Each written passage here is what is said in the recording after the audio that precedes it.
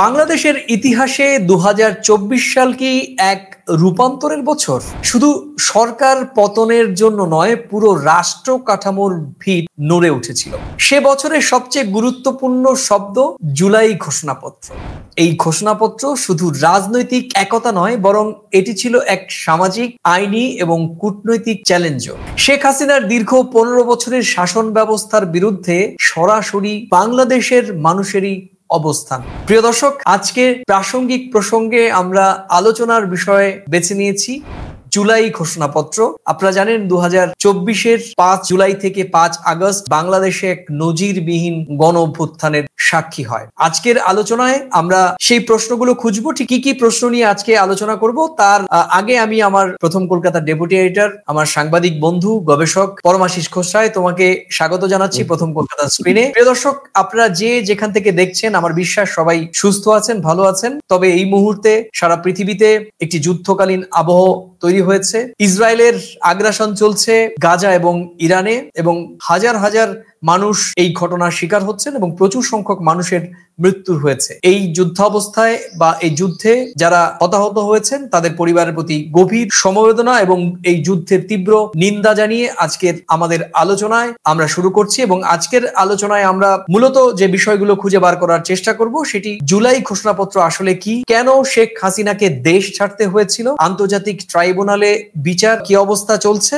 এবং এই মুহূর্তে দাঁড়িয়ে ডক্টর ইউনূস, যিনি অন্তর্বর্তী সরকারের প্রধান এবং বাংলাদেশের মুখ হয়ে উঠেছেন, তিনি শেখ হাসিনার কাছে কতটা রাজনৈতিক তার ভবিষ্যতের ক্ষেত্রে প্রতিপক্ষ। প্রিয় দর্শক, চলুন তাহলে আলোচনার গভীরে আমরা প্রবেশ করি। আমি আলোচনার গভীরে যতই ঢুকবো ততই তথ্য দিয়ে আপনাদেরকে বোঝানোর চেষ্টা করব যে আসলে কি হয়েছিল। কিন্তু তার আগে আমি শুধুমাত্র আমার বন্ধু সাংবাদিককে আমি জিজ্ঞেস করব যে ১৫ বছরের একটি শক্তিশালী রাজনৈতিক দল, ৩টি বার পরপর নির্বাচন হয়েছে এবং সেই নির্বাচনে দৃশ্যত বাংলাদেশের গণমানুষের রায় ছিল বলে দাবি করা সেই সরকারের এই যে অধঃপতন, এই পতন ঠিক সব মিলিয়ে কেন এই পতনটাকে ত্বরান্বিত করা হলো, এবং ২০২৪-এর ৫ জুলাই থেকে ৫ আগস্টের মধ্যে যে ঘটনা ঘটে গেল গোটা বাংলাদেশে, সেই ঘটনাটাকে তুমি ঠিক তোমার ভাষায় কিভাবে বিশ্লেষণ করো? দেখো, তোমাকে আমি বলি, বাড়ির ছাদে শুকনো ডালপালার পাতা ময়লা জমে থাকে, জানো তো, বাড়ির ছাদে। আর খুব ঝোড়ো বাতাস যখন আসে তখন সব বাতাস সবকিছু উড়িয়ে নিয়ে চলে যায়। তো যারা বলেছে যে ১৫ বছর একেবারে সুষ্ঠু নির্বাচন হয়েছে, তারা ক্ষমতায় ছিল, মানুষ তাদের সপক্ষে ছিল, আমার গত ২০২৪-এর ৫ই আগস্টের আন্দোলন এবং জুলাই থেকে আগস্টের যে পরিবেশ, যে কারণে এই ঘটনা ঘটেছে তার সবিস্তার আমরা জুলাই সনদ হয়তো প্রকাশ পেলে জানতে পারবো। কিন্তু বিষয়টা হয়েছে যে অবরুদ্ধ বাতাস অবরুদ্ধ অবস্থায় থাকে, আর সেই বাতাস যখন মুক্ত বাতাস হয়ে ছড়িয়ে পড়ে না, তখন সব ঝড়ের বেগে নিয়ে চলে যায়। তা আমি গণ অভ্যুত্থানটাকে কাউকে দোষারোপ করব না। বাংলাদেশের মানুষ, সাধারণ মানুষ যে বাতাস তারা শ্বাস প্রশ্বাসে নিচ্ছিল, সেটা একটা অবরুদ্ধ বাতাস ছিল। যখন মুক্ত বাতাস এসছে, সেই মুক্ত বাতাসে তারা সবকিছু ঝড়ের বেগে ছড়িয়ে ছিটিয়ে বার করে দিয়েছে। এখন বাংলাদেশের সাধারণ মানুষ আরো সুন্দর মুক্ত বাতাসের অপেক্ষায় রয়েছে, আর সেই মুক্ত বাতাস বইয়ে আনার কারিগর হচ্ছে অন্তর্বর্তী সরকার এবং তাদের মাথা হচ্ছে ডক্টর ইউনূস। সেই মুক্ত বাতাস এখন বইয়ে আনতে গেলে যে কার্যপ্রণালীর দরকার, যে সংস্কারের দরকার, যেভাবে নির্বাচন করার দরকার, যে পন্থায় নির্বাচন করার দরকার, এবং দেশের অন্যান্য যেসব রাজনৈতিক দল আছে তারা যদি বাংলাদেশের মানুষকে সত্যিকারের অধিকার পাইয়ে দেওয়ার জন্য তারা পথে নামে, তাহলে মুক্ত বাতাসকে আরো মুক্ত করার জন্য, শুদ্ধ করার জন্য তাদের এই কার্যপ্রণালীকে অব্যাহত রাখতে হবে সুন্দর বাংলাদেশ গড়ার জন্য। এবং আমরা এখন তোমার মাধ্যমে দর্শকদের যা বলবো যে এই জুলাই ঘোষণাপত্র আসলে কি। যারা জুলাই ঘোষণাপত্র ইতিমধ্যেই বাংলাদেশের দর্শকরা তো জানেনি, কিন্তু যারা আমাদের ভারতের দর্শক বা ভারতীয় প্রবাসী বিদেশে রয়েছেন তারা হয়তো এই জুলাই ঘোষণাপত্র সম্পর্কে তেমন একটা ওয়াকিবহাল নন। তাদের জন্যই মূলত এই জুলাই ঘোষণাপত্রের এই ব্রিফিংটা আমি করছি। মূলত ২০২৪ সালে ৫ জুলাই ঢাকার পল্টন ময়দানে ১১টি বিরোধী দল একত্রিত হয়ে একটি ঐতিহাসিক ঘোষণা দেয়। এরই নাম রাখা হয় জুলাই ঘোষণাপত্র। ঘোষণাপত্রের মূল ৩টি বিষয় ছিল: একটি, নির্বাচন ব্যবস্থা ভেঙে পড়েছে; দ্বিতীয়টি, বিচার বিভাগ দলীয়করণের বিপর্যস্ত; এবং তৃতীয় এবং অত্যন্ত গুরুত্বপূর্ণ, যে গণমাধ্যম এবং নাগরিক স্বাধীনতার হুমকির মুখে। আর এরই পরিপ্রেক্ষিতে দেশটির প্রধান দৈনিক পত্রিকা প্রথম আলো 6 জুলাই একটি শিরোনাম করেছিল। সেই শিরোনামে বলা হয়েছে যে এখন আর নির্বাচন নয়, দরকার জাতীয় শুদ্ধি অভিযানের। এই পত্রিকাটি কিন্তু একেবারে প্রধান শিরোনামে এই জায়গা দিয়েছিল এই জুলাই সনদ বা জুলাই ঘোষণার যে আমি যেটা বলছিলাম। এ বিষয়ে শুধুমাত্র আমাদের দিক থেকে শুধুমাত্র একটা কথাই বলবো যে বাংলাদেশের গণঅভ্যুত্থান নিয়ে দেশ বিদেশে নানা রকম চর্চা তো অব্যাহতভাবে চলছেই। সেটি ভারতের মিডিয়াতে খুবই বহুল ভাবে যখন আমরা দেখেছি যে 5 আগস্টের পর আমরা বিভিন্ন ভাবে আমরা দেখেছি যে খবরের সত্যানুসত্য না যাচাই করে বড় বড় গণমাধ্যমগুলো কিভাবে খবর করেছে। সবটা যে মিথ্যে বা রিউমার সেটাও নয়, কিছু ক্ষেত্রে তথ্যের অপপ্রলাপ রয়েছে। কিছু তথ্য হয়তো সত্য, কিন্তু সেটাকে অন্য একটি তথ্যের সঙ্গে, অন্য একটি মিথ্যে তথ্যের সঙ্গে জুড়ে দিয়ে সেই তথ্যটিকে তথ্যের অপপ্রয়োগ করা হয়েছে। সেক্ষেত্রে আমরা যারা ভারত বাংলাদেশের গণমাধ্যমের সঙ্গে দীর্ঘ বছর জড়িত তারা অনেকটাই জানি, এবং অধিকাংশ ক্ষেত্রেই দেখা গিয়েছে যে সমস্ত যাদের বাংলাদেশ সম্পর্কে ন্যূনতম ধারণা নেই, বাংলাদেশের গণমাধ্যম সম্পর্কে ন্যূনতম ধারণা নেই, বাংলাদেশের ভূ রাজনৈতিক প্রেক্ষাপটে বাংলাদেশের অবস্থানগত দিক থেকে ধারণা নেই, বাংলাদেশের রাজনৈতিক দলগুলো সম্পর্কে ধারণা নেই, বাংলাদেশের মানুষের সেন্টিমেন্ট সম্পর্কে ধারণা নেই, সেই সমস্ত মানুষ বা সাংবাদিক বা বিশ্লেষকরাই কিন্তু বাংলাদেশ নিয়ে আমরা দেখেছি 2024-এর 5 আগস্টের পর বাংলাদেশ নিয়ে বিশেষভাবে তারা আগ্রহী হয়ে ওঠেন এবং বিশেষজ্ঞ হয়ে ওঠেন, এবং বিভিন্ন টকশোতে আমরা দেখেছি যে বাংলাদেশ নিয়ে তাদের কথাবার্তা, যেটি আমাদেরও বিব্রত করেছে। কোথাও গিয়ে আমরাও আহত হয়েছি, কারণ আমরা বাংলাদেশ নিয়ে দীর্ঘ প্রায় 2 দশক বাংলাদেশ নিয়ে গবেষণা করার কারণেই আমাদের মস্তিষ্কে, আমাদের ভাড়ারে বাংলাদেশ সম্পর্কে প্রচুর তথ্য রয়েছে। বাংলাদেশের জনমানুষের ক্রিয়া প্রতিক্রিয়া সম্পর্কে আমরা ওয়াকিবহাল। আর সে কারণেই আপনারা বলতে পারেন যে বাংলাদেশের মানুষের পালস বুঝেই কিন্তু প্রথম কলকাতা মনে করে যে প্রথম কলকাতা একটি এমন প্ল্যাটফর্ম যে প্ল্যাটফর্মে এই ভুল বোঝাবুঝির অবসান ঘটিয়ে ভারত এবং বাংলাদেশের মধ্যে সুসম্পর্ক প্রতিষ্ঠার প্রয়াস নেওয়ার জন্য আমরাই কিন্তু ইতিবাচকভাবে উদ্যোগী হয়েছি এবং সেটা অব্যাহত রয়েছে। তুমি জুলাই সনদের, আমি 3টে প্রেক্ষাপটের কথা বললাম, তুমি আমাদের ভারতের প্রেক্ষাপটে এই ধরনের কোনো ইতিহাস বা এই ধরনের জুলাই সনদ বা এই ধরনের আন্দোলনের সঙ্গে আমাদের রাজ্য কিংবা আমাদের দেশের কোনো আন্দোলনের মিল খুঁজে পাও কিনা, অথবা এই আন্দোলনের আন্তর্জাতিকতা কি আছে, মানে এই আন্দোলন থেকে শেখার কি আছে বাকি আমাদের মতো দেশগুলোতে?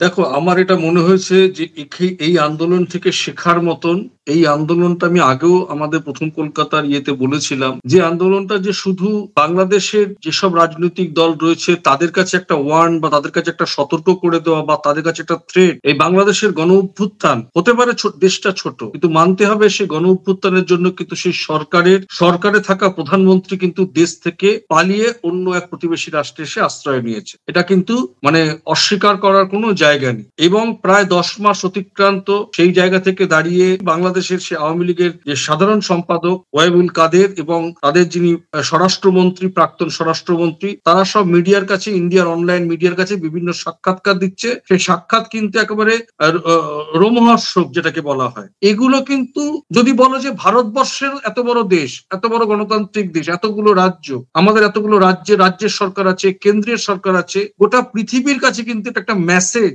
যে সাধারণ মানুষের যখন কণ্ঠস্বর সম্বলিত হয়ে প্রতিবাদের নামে, তখন কোন সরকার, কে বিরোধী দল, কে রাজনৈতিক দল কাউকে কিন্তু রেয়াত করে না। এবং সেই ছাত্রদের যে গণ আন্দোলন, যে গণ অভ্যুত্থান, সেখানে কিন্তু অন্যান্য রাজনৈতিক দলও কিন্তু তাদেরকে প্রায়োরিটি বেসিসে, তাদেরকে সামনের সারিতে রেখেই, তারা হয়তো রাজনৈতিক ফায়দা নিক, কিন্তু তাদেরকে কিন্তু হুট আউট করতে পারেনি এবং তাদেরকেই কিন্তু প্রথম সারিতে রাখতে হয়েছে। এটা কিন্তু ওয়ার্ন করেছে গোটা পৃথিবীর যারা গণতান্ত্রিক দেশের বিলং করেন, সমস্ত রাজনৈতিক দলকে, সরকার যারা চালান, তাদেরকে কিন্তু এটা ওয়ার্ন করা হয়েছে। যেরকম মানুষের যখন কণ্ঠ অবরুদ্ধ হয়ে যায়, সেই মানুষের কণ্ঠ যখন আবার খুলে যায়, সে মুক্ত বাতাস যখন বইতে শুরু করে, তখন কিন্তু কে সরকার, কে বিরোধী, কে পুলিশ, কে প্রশাসন, কোনো আইন সেখানে কিন্তু কোনো বাদ সাধে না। এখান থেকে অবশ্যই শিক্ষা নেওয়ার আছে, এবং এই শিক্ষাটা যে একটা দেশকে সুসংহত এবং শুদ্ধ করার একটা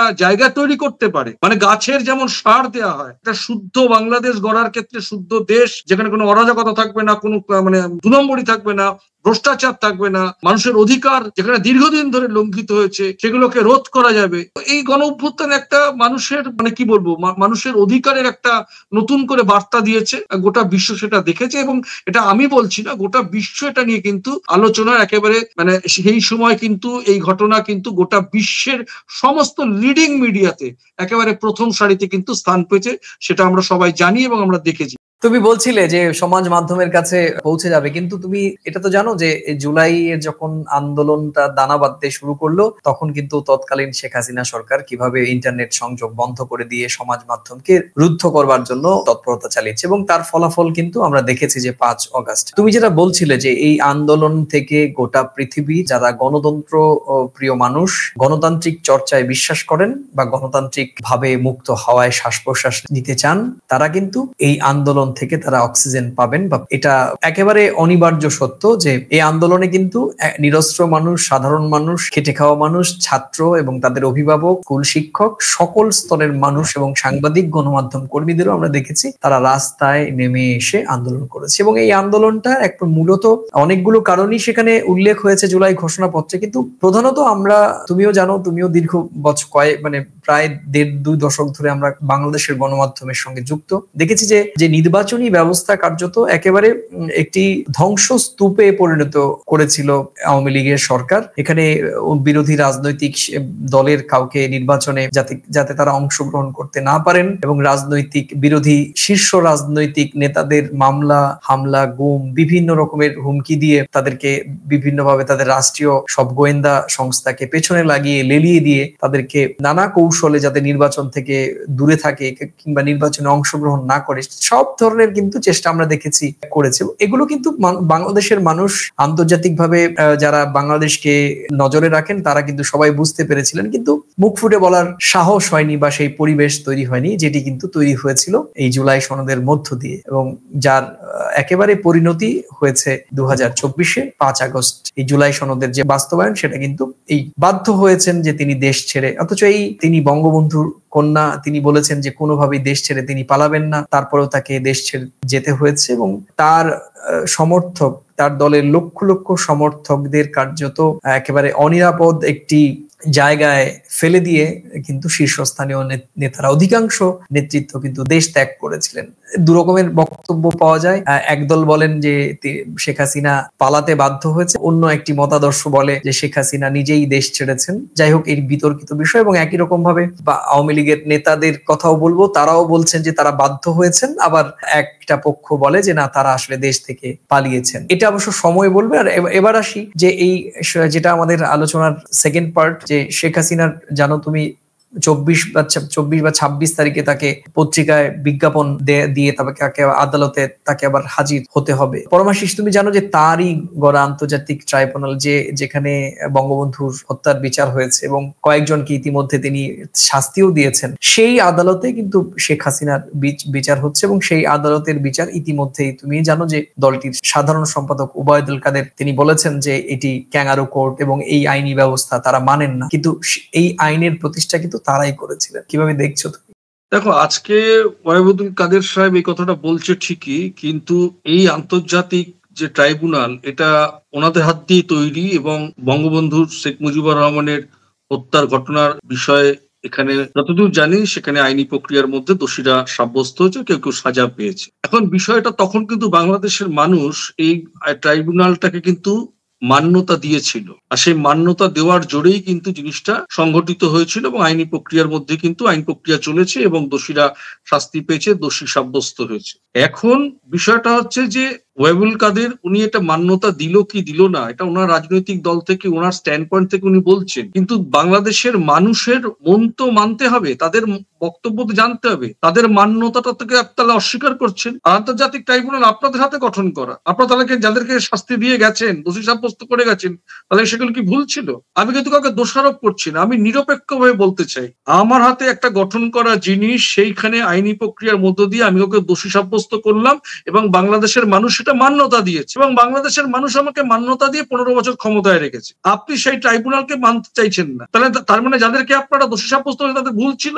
1, 2, তার মানে যখন বাংলাদেশের মানুষ আপনাদের মান্যতা দিয়েছে, তাহলে আপনি যদি না মানেন, আপনি আইনি প্রক্রিয়া তখনকার মানছেন, বাংলাদেশের মানুষের মান্যতা মানছেন না, তাহলে বিষয়টা কি? বিষয়টা জিরো না? এটা তো সময় বলবে। একদমই, আমরা আলোচনার একদম শেষ অংশে আমরা এসে পৌঁছেছি। আমি যেটা শেষ 3টি অংশের শেষ অংশটি হচ্ছে এই মুহূর্তে শেখ হাসিনার রাজনৈতিক প্রতিদ্বন্দ্বী কিংবা শেখ হাসিনার ভবিষ্যতের ক্ষেত্রে প্রতিদ্বন্দ্বী হয়ে উঠেছেন ডক্টর মোহাম্মদ ইউনূস। ইতিমধ্যে এটা এখন নয়, আমরা দেখেছি যে 111 এর পর থেকেই শেখ হাসিনার প্রধান রাজনৈতিক প্রতিপক্ষ ছিলেন ডক্টর মোহাম্মদ ইউনূস। তখন তার পরিচয় ছিল উনি নোবেল বিজয়ী এবং গ্রামীণ ব্যাংকের প্রতিষ্ঠাতা এবং একজন অধ্যাপক। পরবর্তীতে 5 আগস্টের পর হয়েছেন প্রধান মুখ এবং উনি এই যে তার অন্তর্বর্তীকালীন সরকারের প্রধান উপদেষ্টা। স্বাভাবিকভাবেই তারপর যে বিচার প্রক্রিয়া কিংবা আওয়ামী লীগকে নিষিদ্ধ করার গোটা বিষয়টি তার মস্তিষ্ক প্রসূত। ফলত শেখ হাসিনার যে দীর্ঘ প্রায় 1-1.5 দশক ধরে তার উপর যে রাগ, ক্রোধ, ক্রোশ, সেটা কিন্তু অবশ্যই একটা বহিঃপ্রকাশ হয়েছে। এক্ষেত্রে তুমি কি মনে করো যে এই মুহূর্তে দাঁড়িয়ে ডক্টর ইউনূস কি শেখ হাসিনার কাছে রাজনৈতিক প্রতিপক্ষ, নাকি শেখ হাসিনার ভবিষ্যতের কাছে প্রধান প্রতিবন্ধকতা ডক্টর মোহাম্মদ ইউনূস? তো আমি এখানে ডক্টর ইউনূসকে রাজনৈতিক প্রতিপক্ষ বলবো না, এবং যদি প্রতিবন্ধকতা বলি তাহলে বাংলাদেশের সাধারণ মানুষকে ছোট করা। বাংলাদেশের গণ অভ্যুত্থানের পর বাংলাদেশের সাধারণ মানুষ, ছাত্ররা এবং সেই আন্দোলনে যারা একেবারে প্রথম সারির মুখ ছিল তারা এবং তাদেরকে বাংলাদেশের সকলে কিন্তু সমর্থন দিয়েছিল তাকে অন্তর্বর্তী সরকারের উপদেষ্টা করার জন্য, এবং তার হাত দিয়ে সুন্দর বাংলাদেশ যাতে গড়ে সেই জন্য তাকে উপদেষ্টা করা হয়েছিল। প্রতিপক্ষ বা আমি প্রতিদ্বন্দ্বী কেন বলবো না? তাহলে তো উনি কি কোনো রাজনৈতিক দলের মুখ যে ওনার বিরুদ্ধে ভোটে দাঁড়িয়েছে? তা তো নয়। আর প্রতিবন্ধকতা এই কথাটা আমি বলবো না। ডক্টর ইউনূসকে বাংলাদেশের মাটিতে প্রধানমন্ত্রী শেখ হাসিনা অনেক কিছু, যতদূর আমরা জেনেছি, ওনার বিরুদ্ধে অনেক রকম মামলা, অনেক কিছু হয়েছে, কিন্তু আজকে যা কিছুই হয়েছে উনি কিন্তু কোনো পাল্টা প্রতিশোধ কি কোনো নেওয়ার চেষ্টা করেছে? Not that. উনি একটা বাংলাদেশে জরুরি অবস্থার সময় বাংলাদেশের মানুষ তাকে দায়িত্ব তুলে দিয়েছে সুন্দর বাংলাদেশ গড়ার কাজে, এবং স্বাভাবিক উনি তো বাংলাদেশের সাধারণ মানুষের হয়ে প্রতিনিধিত্ব করছে। উনি তো এখানে কৌশল, স্ট্র্যাটেজি, কনস্পিরেসি করবেন না, উনি তো আইন মাফিক সবকিছু করছে। উনি তো বলেছেন যে সামান্য, মানে পার্মানেন্টলি নয়, নির্দেশ দেওয়া হচ্ছে যে ওরা এখন আপাতত বন্ধ থাকবে, মানে দোষী সাব্যস্ত হলে পরে আলাদা ব্যাপার, না হলে আলাদা ব্যাপার, কিন্তু সাময়িক সময়ের জন্য তাদেরকে কিন্তু নির্বাচনে আসতে পারবে না, তাদেরকে নিষিদ্ধ ঘোষণা করা হয়েছে। উনি তো কনস্পিরেসি করছে না, উনি সব আইন মাফিক মাধ্যম দিয়েই করছে। এটা যদি বলা হয় যে উনি প্রতিবন্ধকতা সৃষ্টি করছে, তাহলে তো বাংলাদেশের মানুষের যে কথা বলার অধিকার, তাদের যে আন্দোলন, তাদের যে নির্যাস, তাদের যে সফলতা, তাদের যে মানে কি বলবো যে মুক্ত বাতাসের কথা বললাম, তাহলে এগুলো তো মিথ্যে। তাহলে তো উনি কনস্পিরেসি মুখ, নট দ্যাট। বাংলাদেশের সাধারণ মানুষের অধিকার রক্ষার জন্য অন্তর্বর্তী সরকার গঠন হয়েছিল এবং তাকে উপদেষ্টা করা হয়েছিল। তার পরামর্শ, তার প্রাজ্ঞতা, সেটা নোবেল লরিয়েট, সেটা আন্তর্জাতিক ব্যক্তিত্ব। উনি কিন্তু কোনো দেশের প্রধানমন্ত্রী নন। একটা দেশকে সুন্দরভাবে গঠন করার জন্য, গঠন করে দেওয়ার জন্য, কে নির্বাচনে আসবে, কে জিতবে, সব প্রক্রিয়াগত জিনিসটাকে শুদ্ধিকরণ করে কার্যপ্রণালীটা তৈরি করে দিয়ে যাচ্ছে। এখন যদি সেটাকে কেউ বলে যে ওনাকে তো খুব স্ট্র্যাটেজিক্যালি নিরপেক্ষ এবং সৎ থাকতে হবে, সেই স্ট্র্যাটেজিক্যালি এবং নিরপেক্ষ সুন্দর বাংলাদেশ গড়ার ক্ষেত্রে ওনাকে যদি একটু লাল কালি, নীল কালি, সবুজ কালি ব্যবহার করতে হয়, এটা যদি কেউ বলে প্রতিবন্ধকতা, সেটা প্রতিবন্ধকতা, কিছু করার নেই এখানে। পরমাশিস, তোমাকে অনেক ধন্যবাদ। শেষ করার আগে আমি সংক্ষেপে আরেকটু এই ঘটনার একটা ছোট্ট করে এর সারাংশ আপনাদের সামনে তুলে ধরতে চাই। যারা দেখছেন তারা বলবেন যে আপনারা ঠিক আজকের দিনে দাঁড়িয়ে, অর্থাৎ 21শে জুন, আজকের দিনে দাঁড়িয়ে আপনারা বাংলাদেশের কে কোন জায়গায় ছিলেন এবং আপনাদের অবস্থান কিরকম ছিল, বা আপনারাও কি ভেবেছিলেন যে আর 1 মাস কয়েকদিনের মধ্যেই, অর্থাৎ জুনের 21 তারিখ, পরবর্তী অগাস্টের 5 তারিখেই শক্তিশালী একটি দেশের প্রধানমন্ত্রী তাকে দেশ ছেড়ে পালাতে হবে? এটা কি আপনারা ভেবেছিলেন? এটা আপনারা লিখে জানাবেন। আমি শেষ করার আগে আমি আপনাদেরকে বলবো যে এই জুলাই ঘোষণাপত্রের গুরুত্ব এবং আগামীর বাংলাদেশের ক্ষেত্রে এর কতটা প্রাসঙ্গিকতা রয়েছে। এই ঘোষণা ঠিক 1 মাসের মধ্যে, অর্থাৎ 5 আগস্ট 2024-এ গণঅভ্যুত্থানে শেখ হাসিনার পতন হয়েছে। বিশ্লেষকরা মনে করেন এই জুলাই সনদ ছিল সেই রাজনৈতিক প্ল্যাটফর্ম যা জনগণকে ঐক্যবদ্ধ করেছিল এবং আন্দোলনকে দিয়েছিল বড় সড় গতি। দেশটির প্রধান গণমাধ্যম, এমনকি বিভিন্ন আন্তর্জাতিক গণমাধ্যমেও এই খবর ফলাও করে প্রকাশিত হয় এবং প্রথম কলকাতাও এই ইতিহাসের অংশ। প্রথম কলকাতাও নিয়মিত খবর করে গেছে ওই সময়কার আওয়ামী লীগের শাসক আওয়ামী লীগের রক্তচক্ষুকে উপেক্ষা করে। বাংলাদেশের অন্যতম প্রধান গণমাধ্যম প্রথম আলো কি লিখেছিল? প্রথম আলো লিখেছিল 6 জুলাই শেখ হাসিনা সরকারের বিরুদ্ধে একটি ঐতিহাসিক রাজনৈতিক ঐক্য গড়ে উঠল। ডেইলি স্টার তাদের প্রধান শিরোনাম লিখেছিল, the July declaration may B A turning point like the 1990 uprising. BBC Bangla তাদের শিরোনাম করেছিল,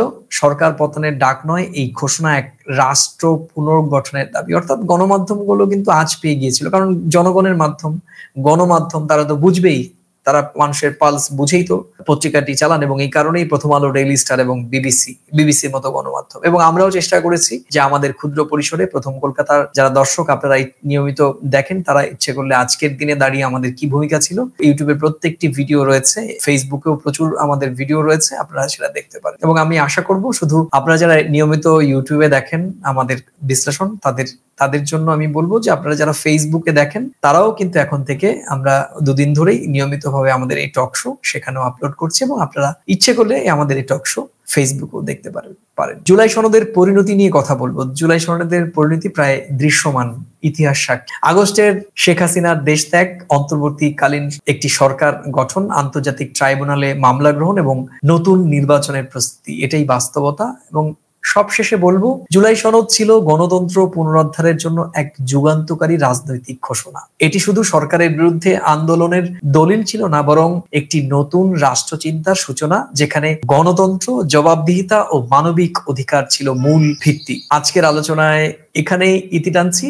এই আলোচনার সঙ্গে আপনারা প্রতিদিনকার মতো সহমত হলে কিংবা ভিন্নমত হলে আপনাদের মতামত আপনারা নিশ্চিন্তে আমাদের মন্তব্যের কলামে লিখে আমাদের এই আলোচনায় অংশ নিতে পারেন। যদি কোনো অংশ ভালো লেগে থাকে বা পুরো আলোচনার বিষয়বস্তু নিয়ে আপনি খুশি হয়ে থাকেন, আমরা রিকোয়েস্ট করব, আমরা অনুরোধ করব, এই ভিডিওটি আপনারা অন্যদের পরিচিতর মাধ্যমে ছড়িয়ে দিন। এবং অবশ্যই প্রথম কলকাতা যদি সাবস্ক্রাইব করে না থাকেন, অবশ্যই আমাদের চ্যানেলটি সাবস্ক্রাইব করে নোটিফিকেশনের বেল আইকনটি বাজিয়ে দেবেন, কারণ আমরা যখন ভিডিও করি তখন আপনাদের সামনে নোটিফিকেশন বেল বেজে উঠবে এবং আপনারা আপনাদের প্রিয় প্রথম কলকাতার ভিডিও বিশ্লেষণ আপনারা দেখতে পাবেন। তাহলে সবাই ভালো থাকুন, সুস্থ থাকুন এবং নিরাপদে থাকুন। আজকের আলোচনা এখানেই ইতি টানছি। নমস্কার।